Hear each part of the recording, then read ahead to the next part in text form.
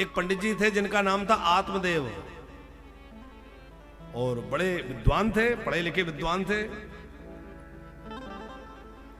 धनवान भी खूब थे। भगवान की कृपा से संपत्ति की, धन की कोई कमी नहीं थी। कमी थी तो एक के उनके घर में कोई संतान नहीं थी। कई उपाय उन्होंने किए, माने बड़े बड़े अनुष्ठान किए कि भाई पुत्र हो जाए, संतान हो जाए, पर कोई संतान हो ही नहीं। और मन में बड़े दुखी हो गए, बोले बिना संतान के गृहस्थ जीवन बेकार है, ऐसे रह के क्या करेंगे, इससे तो मर जाना अच्छा है। ऐसा सोच के घर छोड़ के और वन में चले गए मरने के लिए। समझ में आ रही ना बात? अब वो पंडित जी मरने के लिए वन में गए और एक जगह बैठ के रो रहे थे कि अब तो प्राण त्याग ही दूंगा। वहां एक महात्मा आ गए। महात्मा जी ने पूछा, अरे पंडित जी यहाँ क्यों बैठे, क्यों रो रहे हैं, क्या हो गया? बोले अरे क्या बताएं, मेरे संतान नहीं है, निसंतान का लोग मुख नहीं देखना चाहते, इसलिए मैं मरना चाहता हूं। महात्मा ने समझाया, अरे पंडित जी आप ज्ञानी होके, विद्वान होके कैसी बातें कर रहे हैं? अरे ये संतान वंतान के चक्कर में मत पड़ो। भगवान ने यदि संतान दी है तो बहुत अच्छा है, नहीं दी है तो डबल अच्छा है। देखो भगवान ने हमें यदि कुछ दिया है तो भगवान की कृपा है, और नहीं दिया है तो ये भगवान की डबल कृपा है। माने घर में बेटा बेटी है तो सोचो भगवान की कृपा है, और नहीं दिया तो ये समझा करो कि भगवान ने भजन करने के लिए हमें उससे बचा दिया कि चक्कर में मत पड़ो, भजन करो, तो भजन में लग जाओ। ठाकुर जी जिस हाल में रखे उस हाल में मस्त रहना चाहिए, यह भक्त का लक्षण है। कितना भी संकट आए, कैसी भी बुरी स्थिति आए, चाहे जो परिस्थितियां जीवन में बने, पर जो हर हाल में मस्त रहे वो भक्त है। जैसे तुकाराम जी नाम के एक भक्त हुए महाराष्ट्र में, आपने नाम सुना होगा। तो तुकाराम जी ऐसे भक्त कि घर में जो पत्नी थी वो बड़ी झगड़ालू, बड़ी क्रोध करने वाली, पर तुकाराम जी फिर भी कभी ये नहीं कहते कि भगवान ऐसी पत्नी क्यों दी। हमेशा कहते भगवान ने बढ़िया किया कि जो है ऐसी झगड़ा करने वाली पत्नी दी, ताकि मेरा घर मन में ना, मेरा मन घर में ना फंसे, भगवान में मन लगा रहे, इसलिए भगवान की कृपा है। आप जानते कितना झगड़ा करती थी। एक बार कुछ संत आए, तुकाराम जी महात्माओं के साथ बैठे थे। पत्नी बोली, सुनो जी, घर में कुछ खाने को नहीं है, बच्चे भूखे, जाओ कुछ कमाई करके लाओ, कुछ लेके आओ, महात्माओं में बैठे रहते हो। तुकाराम जी गए, किसी किसान ने बढ़िया गन्ने दे दिए, गन्ने लेके आ रहे थे, तो रास्ते में गांव के बाहर कुछ बाल गोपाल मिल गए, बच्चे मिल गए। बाबा हमें भी गन्ना खाना है, बाबा हमें भी गन्ना दो, हमें भी गन्ना दो। एक एक गन्ना बांट दिया, और बांटते बांटते ये ध्यान नहीं रखा घर क्या ले जाऊंगा, एक ही गन्ना बचा। अब एक ही बचा तो एक ही लेके घर आ गए। पत्नी ने कहा सवेरे के गए थे, अब आ रहे हैं और वो भी एक गन्ना लेके आ रहे हैं, उससे क्या होगा? पत्नी को आया गुस्सा, हाथ में लिया गन्ना और उनमें जोर से मारा, ऐसे मारा कि उसके हो गए 3 टुकड़े गन्ने के। तो तुकाराम जी गुस्सा नहीं हुए, दुखी नहीं हुए, क्या बोले, देवी तुमने तो बढ़िया काम कर दिया। मैं सोच रहा था घर जाके इसके 3 टुकड़े करूंगा, एक पत्नी को दे दूंगा, एक बेटे को दे दूंगा, एक मैं खा लूंगा। अब तुमने 3 टुकड़े कर दिए, एक एक बांट लो, किसी प्रकार का झगड़ा ही नहीं, बढ़िया व्यवस्था हो गई। ये बात हम क्यों सुना रहे हैं कि तुकाराम जी की पत्नी इतनी झगड़ा करने वाली है कि मारपीट पे भी उतारू हो जाती है, फिर भी तुकाराम जी मौज में रहते हैं, भगवान ने बड़ी कृपा की। और संत एकनाथ एक हुए, श्री एकनाथ जी की पत्नी जो है बड़ी अनुकूल थी, बड़ी सुयोग्य थी। उनसे कोई कहता कि आपकी पत्नी तो बड़ी भगवत भक्त है, बड़ी सुयोग्य है, तो वो क्या कहते थे पता है? भगवान ने मुझे पत्नी नहीं दी, भगवान ने मुझे सत्संग दिया है, घर में ही बैठ के मैं सत्संग करता हूं, भगवान की बड़ी कृपा है। माने एक की पत्नी बढ़िया है, वो भी भगवान की कृपा कह रहे हैं, और एक की बुरी है, वो भी कह रहे हैं भगवान की कृपा है। और एक तो वो हुए नरसिंह मेहता, नाम सुना ना नरसिंह मेहता जी का? नरसिंह मेहता जी की पत्नी का स्वर्गवास हो गया तो लोगों ने आके कहा, अरे नरसिंह आप यहाँ कीर्तन करने में लगे हो, घर जाके देखो तुम्हारी पत्नी का देहांत हो गया। और नरसिंह जी तो और जोर से नाचने लगे। लोगों ने कहा ये क्या हो गया? बोले भलो थयो भांजी जंजाल और सुखी भजो सो श्री गोपाल, बढ़िया हुआ जंजाल मिट गया, आप खूब भजन करूंगा। अब इसका मतलब ये नहीं है कि पत्नी के मरने पे खुशी मनाओ, इसका मतलब ये है कि भगवान जिस हाल में रखे उस हाल में मौज करना चाहिए। भगवान ने जो दिया है बहुत अच्छा है, नहीं दिया तो भी अच्छा है। एक संत कहते थे, न खुशी अच्छी है न मलाल अच्छा है, और मेरा राम जिस हाल में रखे वो हाल अच्छा है। ठाकुर जी जिस हाल में रखे हैं। महात्मा जी ने समझाया पंडित जी आत्मदेव को, अरे चक्कर में मत पड़ो, संतान नहीं है तो कोई बात नहीं है, भगवान का भजन करो। अरे बोले आप महात्मा लोग, आप क्या जानो गृहस्थी का सुख। संसार में गृहस्थी में जब तक बाल गोपाल ना हो तो घर गृहस्थी अधूरी लगती है। फिर मेरे मरने के बाद मुझे कौन तो पिंडदान करेगा, कौन मेरा जलदान करेगा, मेरी सदगति कैसे होगी। महात्मा जी ने समझाया कि इस चक्कर में मत रहना कि बच्चे होकर पिंडदान करेंगे हमारी सदगति हो जाएगी। अरे बच्चे पिंडदान करें, तर्पण करें, ये बच्चों का धर्म है, कर्तव्य है। लेकिन माता पिता ये सोच के कुछ ना करें कि हमारे बच्चे कुछ करेंगे हम उसी से तर जाएंगे, ऐसे चक्कर में मत रहना। पुण्य से सदगति मिलती है, पुत्र से नहीं। आत्मदेव पुण्य करो। पर आत्मदेव जी के तो बात समझ में आई नहीं, उनके मन में तो बस एक ही बात लगी थी कि घर में संतान होती है। महात्मा जी आप तो बाबा हैं, जोगी हैं, कुछ कर सकते हैं तो करिए। उन महात्मा को दया आ गई, तपस्वी महात्मा और साक्षात भगवत स्वरूप ही थे। उन्होंने कृपा करके एक झोली से फल दिया, कहा कि अपनी पत्नी को खिलाओगे तो बढ़िया सुंदर संतान हो जाएगी।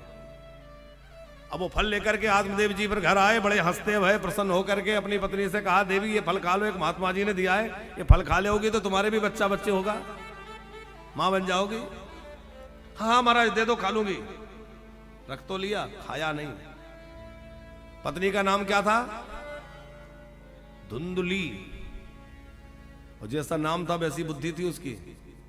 उसने सोचा कहां इस चक्कर में पड़े, संतान होगी तो उसके लालन पालन में भी तो बड़ा दुख होता है, तो कौन इतना तकलीफ झेले। तो गाय को फल खिला दिया और झूठ बोल दिया कि मैंने फल खा लिया। बाद में सोचा पंडित जी पूछेंगे कि कुछ लाभ हुआ कि नहीं, तो क्या बतलाऊंगी। तो अपनी बहन से बैठ करके मंत्रणा कर ली। बहन ने कहा कि मैं अपना बेटा दे दूंगी, कह देना मेरे यहीं हुआ है। पंडित जी तो बाहर चले जाते हैं यज्ञ अनुष्ठान करने, उन्हें क्या पता। फिर ऐसा ही नाटक हुआ, अपनी बहन का बेटा ले आई और उसका नाम रखा धुंधकारी। जिस गाय को फल खिलाया था उसके द्वारा भी एक बालक का जन्म हुआ जिनका नाम रखा गौकर्ण। अब दोनों बालक बड़े होने लगे। गाय के द्वारा जिसका जन्म हुआ है उनका नाम क्या है? गौकर्ण, क्योंकि उनके कान गाय जैसे हैं। लेकिन वो संत के प्रसाद से प्रकट हुए, इसलिए उनका जीवन बड़ा दिव्य है। संध्योपासना करते हैं, गायत्री का जप करते हैं, वेद अध्ययन करते हैं, अग्निहोत्र करते हैं, माता पिता की सेवा करते हैं। और वो जो बहन के हाथ से लाया गया था ना, झूठ बोल के कपट करके। अच्छा धुंधली सुख तो चाहती है, पुत्र तो चाहती है, पर बिना किसी कष्ट भोगे। हम लोगों की भी स्थिति यह है कि हम लोग लाभ तो चाहते हैं लेकिन कर्म नहीं, कर्तव्य नहीं करना चाहते। लेकिन बिना किए कर्म फल नहीं मिलेगा, पहले कर्म करना पड़ेगा। धुंधकारी का जीवन कैसा है? बोले ना संध्या करना, ना जप करना, ना स्नान करना, जो मिल गया खा लेना, जब मर्जी खा लेना, जब मर्जी सो जाना, जब मर्जी उठ जाना। देखो भगवान ने हमें मनुष्य बनाया है कि नहीं? तो हम लोग पशुओं की तरह जब मर्जी सो जाएं, जब मर्जी उठ जाएं, जब मर्जी खाने लगे, तो पशुओं में और हम में अंतर क्या रहा? बल्कि पशु पक्षियों के भी नियम है। आपने देखा होगा रात्रि हो जाए तो पशु पक्षी अपने अपने घोंसले में पक्षी घुस जाते हैं, पर नहीं जागते, सो जाते हैं। और बड़े भोर में जाग जाते हैं। जागते हैं कि नहीं? हम लोग रात को 2 बज रहे, सोने का ठिकाना नहीं है, और सवेरे 9 बज रहे, उठने का ठिकाना नहीं है। पशु पक्षियों के अंदर केवल प्रकृति है और मनुष्य में विकृति है और संस्कृति है। संस्कृति और विकृति ये दोनों मनुष्य के साथ है। पशु अपनी प्रकृति में जीता है, ना तो उसमें संस्कृति ज्यादा आ सकती और ना उसमें विकृति आती, वो अपनी प्रकृति में जी रहा है। अच्छा कभी कुत्ते से कहना पड़ता है कि तू कुत्ता बन, या गधे से कहना पड़े कि तू गधा बन, लेकिन इंसान से कहना पड़ता है कि तू इंसान बन। इंसान बना रहे कहना पड़ता है कि नहीं? क्योंकि इंसानियत नहीं तो इंसान कैसा? मिठास नहीं तो शक्कर कैसी, तीखा नहीं तो मिर्च कैसी, उसी प्रकार भले इंसानियत नहीं तो इंसान कैसा। तो मनुष्य में विकृति भी है और संस्कृति भी है। मनुष्य चाहे तो अपने जीवन को बहुत ऊंचा बना सकता है, और मनुष्य चाहे तो अपने जीवन को बिल्कुल नरक में पटक सकता है। पशुओं की तरह जब मर्जी खा रहे, जब मर्जी सो रहे, ये मनुष्य का जीवन नहीं है। हम लोग विवेक प्रधान है, भगवान ने हमें मानव देह दी है, तो कब उठना है, कब सोना है, कब खाना है, क्या खाना है, क्या नहीं खाना है, इसका विचार होना चाहिए कि नहीं। अच्छा, कथा से हमें यह भी देखने को मिलता है, हम लोग कथा सुनते सुनते ये भी विचार करें कि हमारा जीवन गोकर्ण जी से ज्यादा मिलता है कि धुंधकारी से ज्यादा मिलता है। कहीं हमारा जीवन धुंधकारी से तो नहीं मिल रहा। धुंधकारी कैसा था? जब मर्जी खा लिया, जो मर्जी खा लिया, जब मर्जी सो गए, जब मर्जी उठ गए, नहाने धोने का ठिकाना नहीं। स्नान शौच क्रिया हीनो दुर्भक्षी क्रोधवर्जिता दोष परिग्रह करता चा सब हस्ते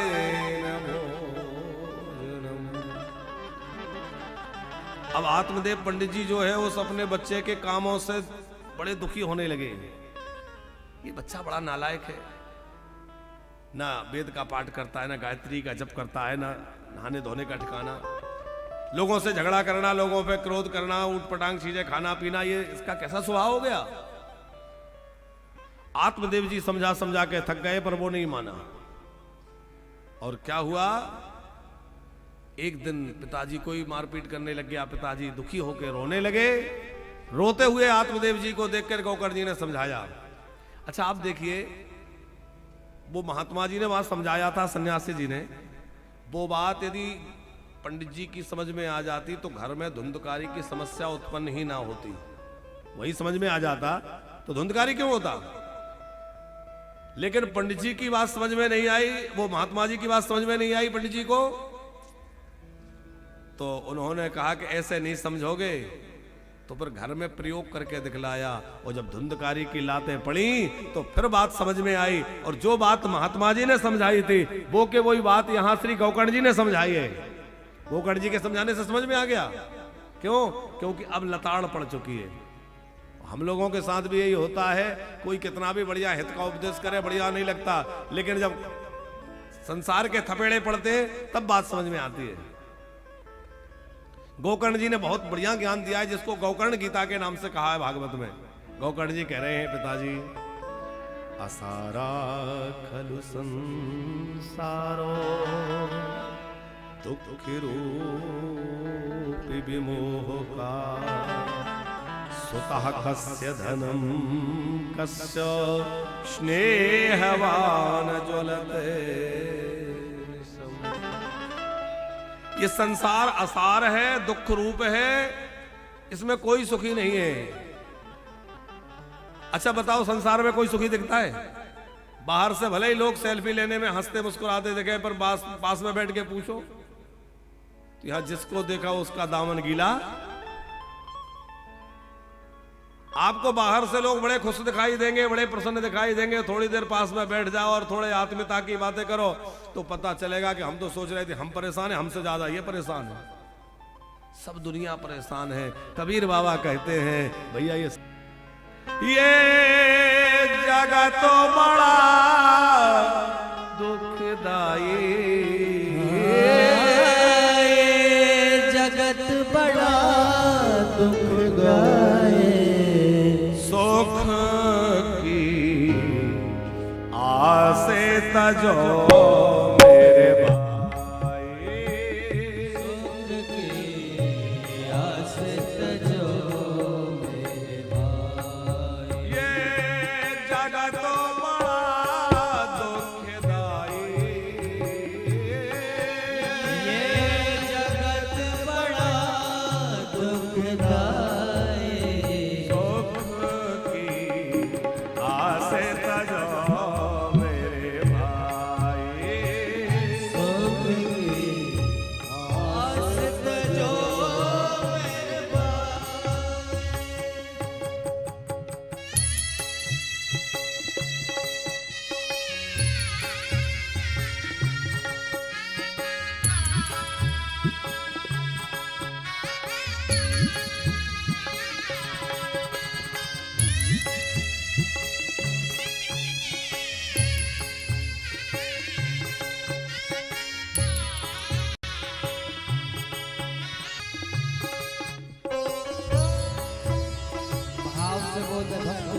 भगवान की जय हो।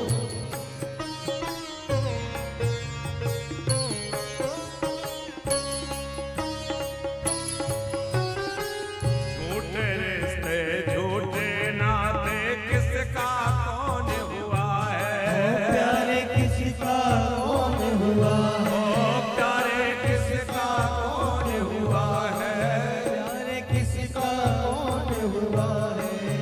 ओ कब बाजी उल्टी पड़ जाए जीवन एक जुआ है, प्यारे जीवन एक जुआ ओ है, प्यारे जीवन एक जुआ है। ओ पर छाई भी होती पराई, परछाई भी होती पराई। ओ सुख की आस तजो मेरे भाई, सुख की आस तजो मेरे भाई।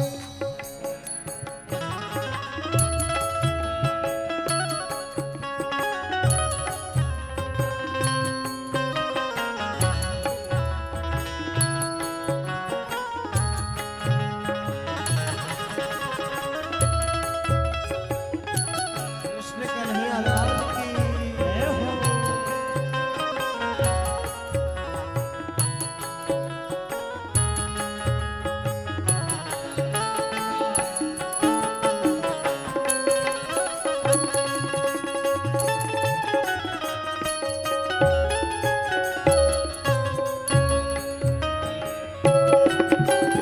जग से झूठी आशा तज के राम भरोसे रह लो, प्यारे राम भरोसे रह लो, प्यारे राम भरोसे रह लो।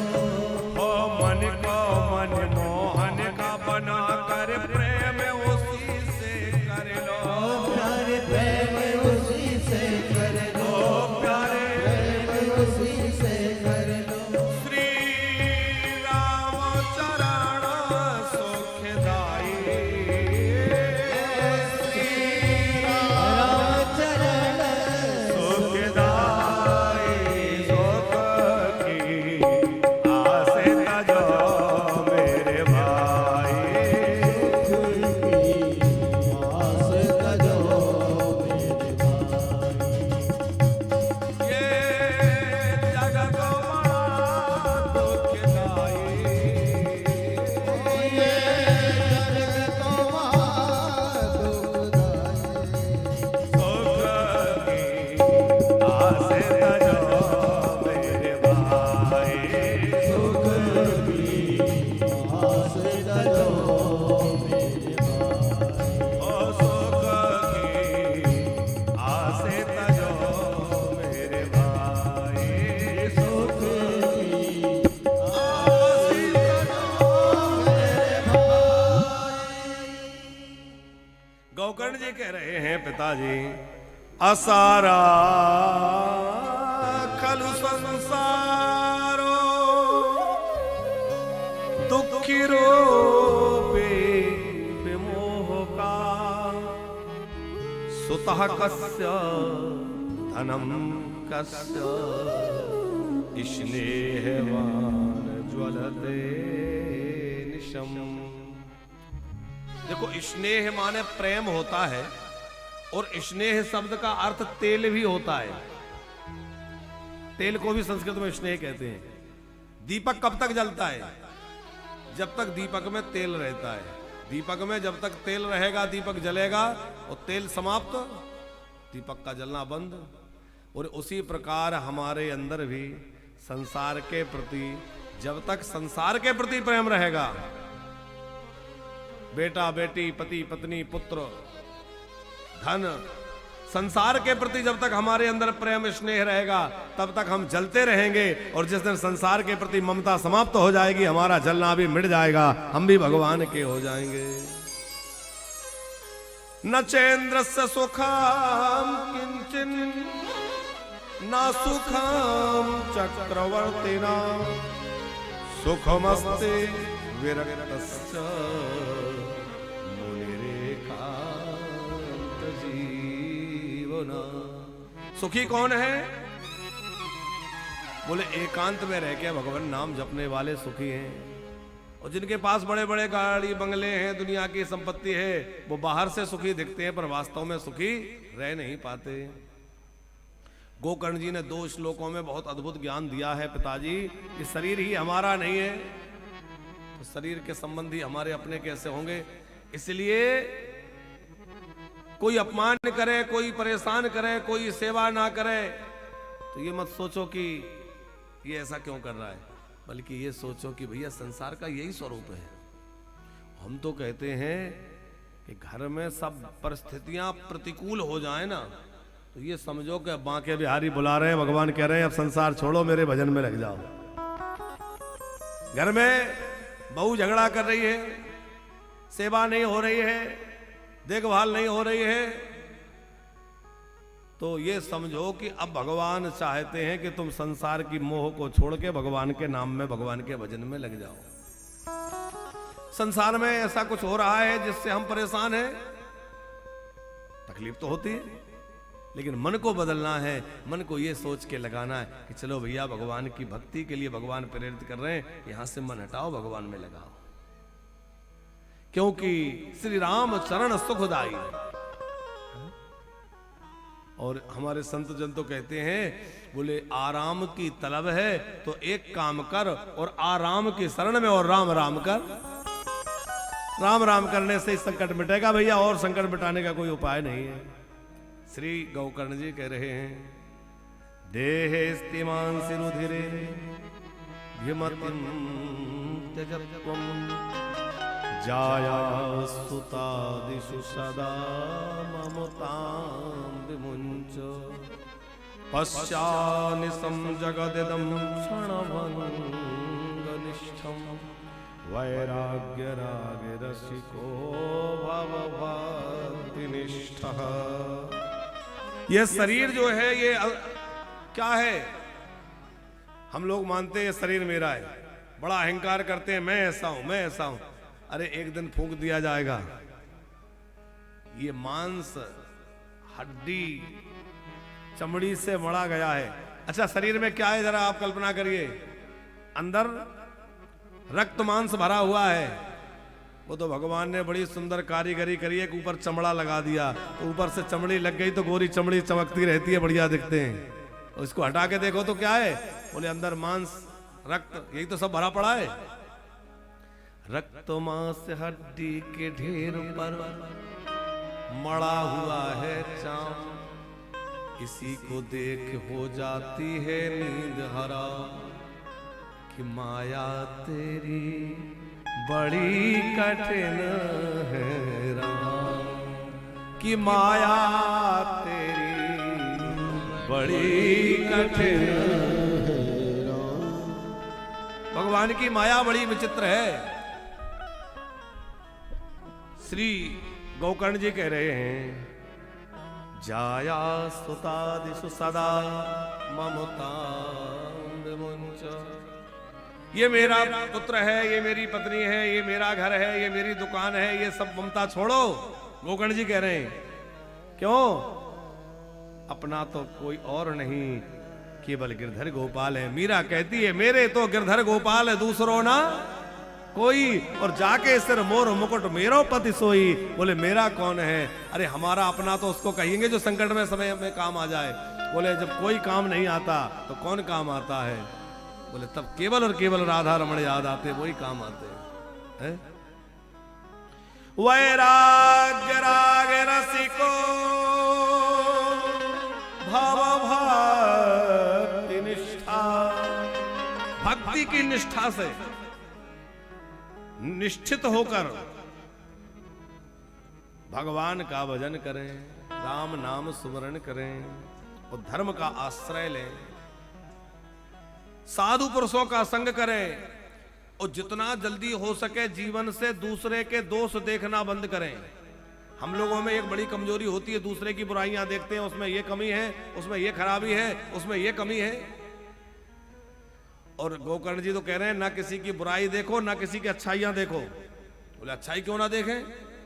बोले किसी की बुराई देखोगे तो उससे द्वेष होगा कि ये बड़ा बुरा है, अच्छाई देखोगे तो उसमें मन फंसेगा, कितना बढ़िया है भाई, इतना बढ़िया गाता है, इतना बढ़िया है। अच्छाई देखोगे तो उसके प्रति मोह होगा, राग होगा, और बुराइयां देखोगे तो द्वेष होगा। तो बोले राग और द्वेष दोनों बंधन के कारण है। फिर क्या करें? बोले किसी में कोई अच्छाई दिखे तो ये समझो कि ये भगवान की कृपा है। जैसे कोई बहुत बढ़िया संगीत गाता है तो ये मत देखो कि ये बहुत अच्छा गायक है, क्या कहे, भगवान की कितनी कृपा है जो इतनी अच्छी कला इसको दे रखी है।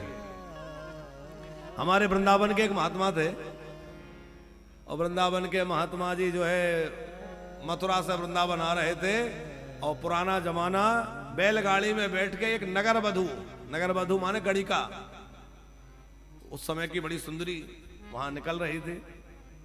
उसके पीछे पीछे चलने लगे, उसको बड़े ध्यान से देख रहे।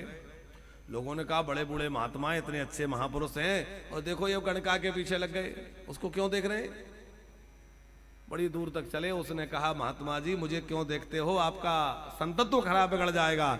वो बोले अरे मैं तुझे नहीं देखता, मैं तुझे क्या देखूंगा, तू तो हड्डी मांस का बना हुआ पुतला है। तो बोले मैं तो अपने ठाकुर की कारीगरी देख रहा हूं, बारे मेरे परमात्मा कितनी बढ़िया कारीगरी करी है। मैं तो अपने गोविंद की कलम देख रहा हूं। सुंदर तितली दिखे तो सोचो वाह मेरे प्रभु, तूने कितनी बढ़िया रंग बिरंगी तितलियां बना दी, कितने सुंदर चित्रकारी करी है। अच्छे फूल दिखे तो भैया कितनी बढ़िया सुंदर पशु बना दिए हैं। जिसकी रचना इतनी सुंदर, वो कितना सुंदर होगा, जरा कल्पना करिए है? कि नाम तुम्हारा पालनहारा है, जाने कब दर्शन होगा, और जिसकी रचना इतनी सुंदर, वो कितना सुंदर होगा, वो कितना सुंदर होगा, कितना सुंदर होगा, वो कितना सुंदर होगा।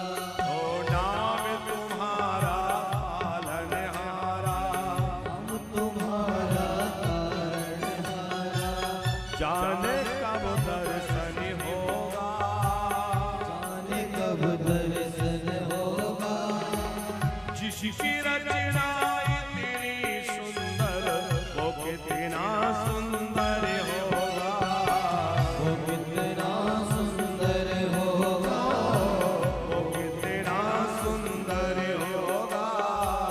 वो कितना सुंदर होगा।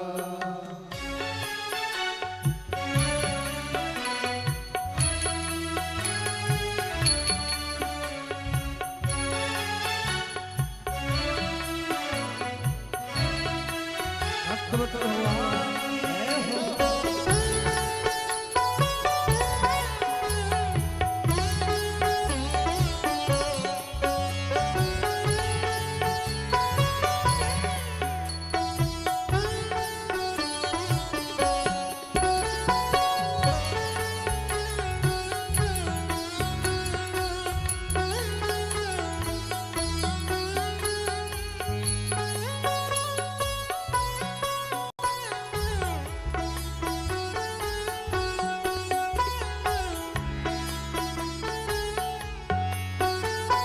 सोरे नर मुनि जन जिन चरणों में निश्चित ध्यान लगाते हैं। सुंदर मुनि जन जिन चरणों में निश्चित ध्यान लगाते हैं। जो भी तेरे दर पे आवे, मन वांछित फल पाते हैं। जो भी तेरे दर पे आवे, मनवांछित फल पाते हैं। आत्मनिधि को पाने हैं तो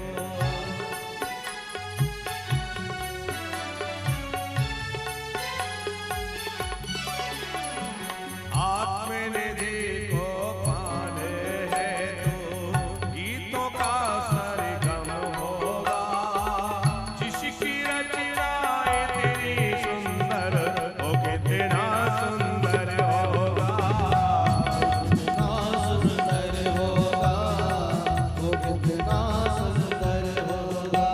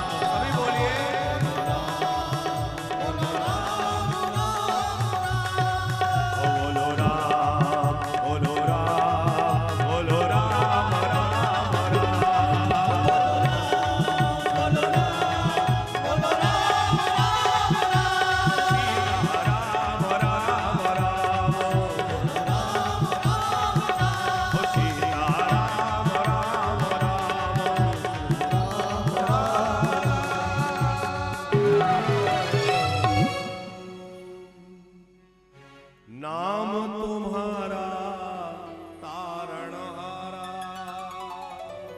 जाने कब दर्शन होगा। जिसकी रचना इतनी सुंदर, वो कितना होगा। बोलो ना, जिसकी रचना इतनी सुंदर, वो कितना सुंदर होगा, वो कितना सुंदर होगा। अन्यस्य दोष गुण चिंतनमासु भुक्त्वा, बोले दूसरे के दोष और दूसरे के गुण देखना बंद करो। यदि किसी में दोष दिखे तो उधर ध्यान मत दो, किसी में गुण दिखे तो भगवान को अनुग्रह समझ के कि भगवान ने ये गुण दे रखे हैं, ये भगवान की कृपा है। सेवा कथा रसमहो नितराम पवत्व, निरंतर भगवान की कथा सुनो। अच्छा, किसी घड़े में हजारों छेद हों और हजारों छेद वाले घड़े को आप चाहते हैं कि पानी से भर के रखा जाए, तो ऐसा क्या तरीका है कि वो पानी से भरा रहे, खाली ना हो? जिस घड़े में हजारों छेद हैं उसमें पानी कैसे भर के रखा जा सकता है? बोले उसके तो एक ही तरीका है कि उसको पानी में ही डुबा के रखो, गंगा जी में ही डुबा दो तो पानी भरा रहेगा, और जैसे ही बाहर निकालोगे सारी पानी बह जाएगा। हम लोगों में भी दोषों के हजारों छिद्र हैं, मनुष्य में हजारों दोष हैं। कथा से उठे नहीं कि दुनियादारी की बातें याद आने लगती हैं, वहां जाना है, इसको ये कहना है, उसका ये करना है, उसका ये करना है, और जब तक कथा में डूबे रहोगे तब तक दोषों से बचे रहोगे। इसलिए हमेशा कथा में डूबे रहो, भगवान की कथा निरंतर सुनो। सेवा कथा रसमहो निधिराम पिबत्वम्। गोकर्ण जी ने ऐसा बढ़िया ज्ञान दिया कि आत्मदेव जी को जो है आत्मबोध हो गया, वहां से निकल गए और व्रत बनकर के सन्यासी बनके भजन करने में लग गए, तीर्थ यात्रा पर चले गए। अब वो धुंधकारी अपनी माँ को पीटने लगा, मारपीट करता है, धन तेरे को देके गए होंगे, कहाँ है? धुंधली परेशान हो गई, एक दिन वो भी अंधेरे में जाके कुएं में गिर गई, कुएं में गिर के आत्महत्या कर ली रात्रि में। अब गोकर्ण जी को लगा कि भाई पिताजी चले गए, माताजी की मृत्यु हो गई, अब तो लगता है हमारा ही नंबर है, तो ये भी तीर्थ यात्रा पर निकल गए। अब घर में अकेला रह गया धुंधकारी, उसका मन ही ना लगे तो उसने 5 गणिकाओं को लाकर रख लिया, फिर उनके लिए चोरी करता, डाका डालता, शराब पीता, दुनिया भर के कुकर्म करने लग गया। और बाद में उन गणिकाओं के द्वारा वो मारा गया, और जब मृत्यु हुई तो बड़ा भारी भयंकर प्रेत बना। गोकर्ण जी को पता चला मेरा भाई मृत्यु को प्राप्त हो गया, जहां जाते भाई उसके नाम का श्राद्ध करते हैं, उसके नाम से पिंडदान करते हैं। लेकिन जब सब जगह घूमते घूमते अपने नगर में आए तो देखा कि मेरा भाई तो अभी भी जो है भूत बना, प्रेत बना घूम रहा है। मैंने गया श्राद्ध किया पर मुक्त नहीं हुआ, वो प्रेत बना हुआ। धुंधकारी बोला कि 100 गया श्राद्ध भी मुझे मुक्त नहीं कर सकते, क्योंकि मैं बहुत बड़ा पापी हूं, कुछ और करिए, क्या किया जाए? सूर्य भगवान ने आज्ञा करी कि इसके लिए भागवत करो। गोकर्ण जी ने बड़े प्रेम पूर्वक श्रीमद् भागवत की कथा कही और उस प्रेत को आवाहित किया कि आओ कथा सुनो। अब वो हवा की तरह रहता है, प्रेत का कोई शरीर तो होता नहीं, कैसे बैठे? तो वो किसी बांस के छेद में जाके बैठ गया। पहले दिन की कथा से पहली ग्रंथि, दूसरे दिन के कथा से दूसरी ग्रंथि, बांस की 7 गठाने फट गई, और बांस की गठाने फाड़ करके वह प्रेत जो है बड़ा दिव्य स्वरूप धारण करके और बड़ा सुंदर पीतांबर पहन के और भगवान के स्वरूप, भगवान के सदृश स्वरूप प्राप्त करके प्रकट हो गया। बोलिए श्रीमद् भागवत महापुराण की। भागवत की महिमा देखो कि वो पापी जो प्रेत बना भटक रहा था, कथा सुनने से एकदम पाप मुक्त हो गया और भगवान जैसा स्वरूप उसे मिला, 4 भुजा वाला बन गया और 4 हाथों वाला बन के भगवान के स्मरण करता हुआ विमान में बैठा। भागवत जी को प्रणाम, अपने भैया को गोकर्ण जी को प्रणाम करके भगवत धाम चला गया। गोकर्ण जी ने भागवत की, उसके माध्यम से सभी की भगवत धाम की प्राप्ति हुई है। और देखो ये कथा हमारी आपकी सबकी है। आत्मदेव कौन है? बोले जो आत्मा को देव जैसा बनाए वो आत्मदेव है, आप और हम ही वो आत्मदेव हैं। धुंधकारी कौन है? हमारा मन। धुंधली कौन है? बोले हमारी बुद्धि। अच्छा, कई बार हम लोग जितना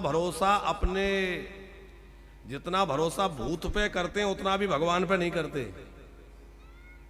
हम लोग कहते भले कि भगवान पे बहुत विश्वास है, पर जितना भूत पे भरोसा है उतना भी भगवान पे नहीं करते। आप कहेंगे कैसे? आप अकेले कहीं जा रहे हो, आपने सुन रखा है अमुक जगह भूत रहता है, और रात्रि का समय हो, अकेले पड़ गए हो, तो मन में पक्का हो जाएगा कि भूत यहाँ बैठे ही है। और कहीं किसी पेड़ की हिलने की आवाज आई या कोई और आवाज आई तो लगेगा कि आ गया। और कोई गलती से भी हमारा कपड़ा कहीं उलझ गया, लगेगा पकड़ लिया। अच्छा ये बताओ, उस समय ये बात याद नहीं आती कि जब हमने सुना है कि भूत मरघट में रहता है, और भगवान भी सुना है कि भगवान भी सब जगह रहते हैं, तो ये याद नहीं आता कि जब भूत है तो भगवान भी तो है। जब भूत पकड़ेगा तो भगवान छुड़ाएंगे, पर भगवान पे भरोसा नहीं है, भूत पे ज्यादा है, बोले भूत ना पकड़ ले। अरे भैया, हमारे भगवान तो सब जगह व्याप्त हैं, हर जगह अपने भक्त की रक्षा के लिए बैठे हैं कि नहीं। इसलिए संशय से ग्रसित जो बुद्धि है वही धुंधली है। हमारा जो मन है, जो अनेक प्रकार के विषयों में 5 तरह के विषय में फंसा हुआ है, वही मन धुंधकारी है, और विवेक ही गोकर्ण है। 7 गठाने क्या है? बोले काम, क्रोध, लोभ, मोह, मद, अहंकार, यही अविद्या आदि की 7 गठाने हमारे अंदर पड़ी हैं। भगवान की कथा सुनने से यही ग्रंथियों का भेदन होता है, और यह जीव शुद्ध होकर भगवत पद का अधिकारी बन जाता है। देखो, मन को धोने के लिए साधन क्या है? अच्छा, आपको शरीर को धोना हो तो बहुत सारे साधन हैं भाई, ये साबुन लगा लो, ये डिटर्जेंट लगाओ, है कि नहीं? कपड़ा धोना है, तमाम साधन है। शरीर के लिए तमाम साधन है। मन धोना हो तो मन के लिए क्या है? बोले मन धोने के लिए भगवान की कथा है। भगवान की कथा में बैठेंगे, धीरे धीरे मन की गंदगी धुलेगी, मन साफ होगा। अच्छा, भोजन खराब ना हो इसके लिए फ्रिज बना लिया, घर में फ्रिज रख लिया। ये चीज खराब ना हो इसको इसमें रख दो, ये खराब ना हो इसको इसमें रख दो। और मनुष्य खराब ना हो उसके लिए क्या है? मनुष्य बिगड़े ना, खराब ना हो, उसकी बुद्धि खराब ना हो उसके लिए क्या है? बोले उसके लिए सत्संग है भैया। जो सत्संग में बैठेंगे उनकी बुद्धि खराब नहीं होगी, सत्संग में रहने वाला व्यक्ति सुधरा रहेगा। सत्संग के प्रभाव से उसकी बुद्धि निर्मल बनी रहेगी। बड़ी सुंदर कथा सनकादि ने सुनाई।